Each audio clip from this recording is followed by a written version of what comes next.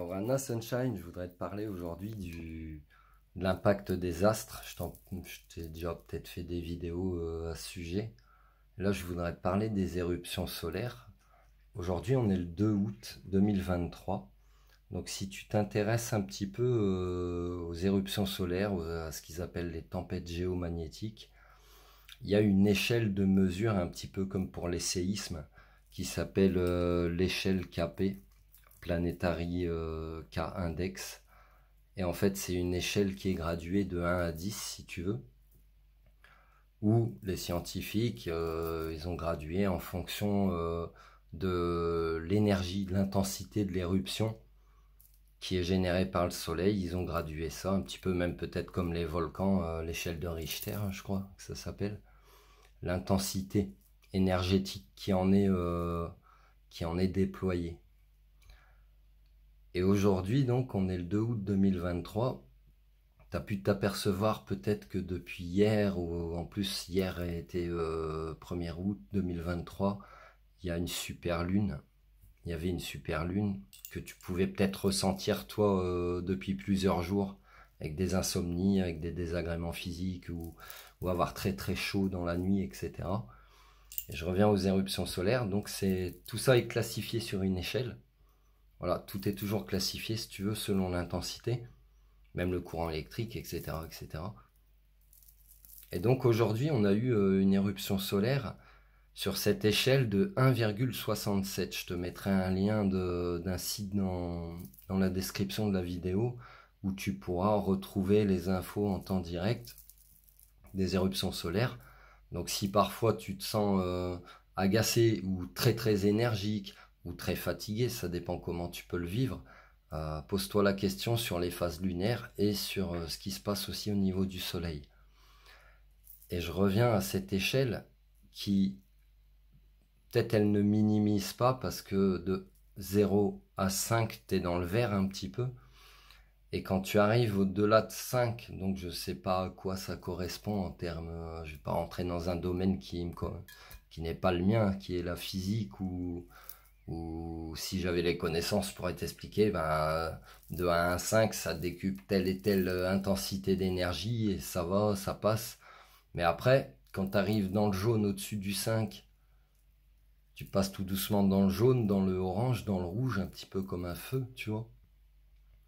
Et donc plus l'intensité aussi des éruptions solaires est déployée, et plus ça a de conséquences, que ce soit sur les humains, sur les animaux, ou sur notamment nos moyens de communication, nos satellites, etc. Aujourd'hui, on avait une magnitude, puisque ces échelles-là, c'est souvent pour mesurer un certain magnétisme de la Terre, ou une certaine énergie qui est dégagée. Je t'invite à faire des recherches sur le mot magnétisme. Tu verras que c'est de l'énergie. Donc ces échelles de magnitude, et là pour le Soleil, à 1,67 kp, on est dans le vert, mais pourtant tu as peut-être pu voir que depuis 2-3 jours, Internet, ça buguait à mort, quoi. Voilà, donc essaye de faire les liens. Alors l'échelle est peut-être pas minimisante, elle a peut-être été créée à une époque où il y avait moins de technologie. La technologie maintenant elle évolue très vite, mais elle est aussi de plus en plus fragile. Alors qu'avant, tout ce qui était construit était un peu plus solide et durait dans le temps. Donc voilà, il y a peut-être plein de paramètres qu'il faut prendre en compte. Mais en tout cas, ne pas minimiser ces éruptions parce que si à 1,67 kp, on commence déjà à avoir des problèmes dans nos moyens de communication, alors que sur cette échelle, à partir du niveau G1, c'est-à-dire à plus de 5 kp d'éruption solaire, tu passes sur un premier seuil d'alerte où ils te disent que ça commence à engendrer des problèmes sur les satellites et les moyens de communication, éventuellement sur les animaux migrateurs. Ça te montre l'impact de l'homme avec les satellites, les radars, les sonars sur le monde animal. Fin de la parenthèse. Donc en fait, faut s'interroger sur l'avenir, parce que là, ça va devenir exponentiel. Hein. Là, on est le 2 août. Tu es dans un portail, tu as une super lune, tu as des éruptions solaires, tu es dans un portail énergétique jusqu'au 16 août. et le 8 sera à son maximum. Donc il faut se poser la question. Voilà, sans être alarmiste, observe et on nous propose de plus en plus de technologies, de plus en plus de choses pucées, d'intelligence artificielle, etc., qui peuvent faciliter la vie, mais qui peuvent aussi la desservir. Tout dépend comment elle est utilisée en fait.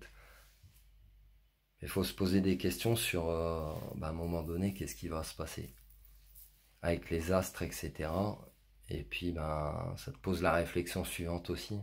Si toi, en tant qu'humain, ou même les animaux, ressentent les changements de temps, les changements de climat, les pleines lunes, les nouvelles lunes, les super lunes, les marées, les coefficients de marée, où tu sens quand le vent il va tourner et puis que ça va devenir la tempête, tout ça tu le ressens. Donc pose-toi la question en tant qu'humain, finalement. Est-ce que t'es pas déjà, pas une machine, mais un radar naturel, en fait, un satellite naturel. Voilà. Je t'invite à te poser plein de questions, puis à faire des recherches Sunshine. Voilà. Prends soin de toi, passe une excellente soirée.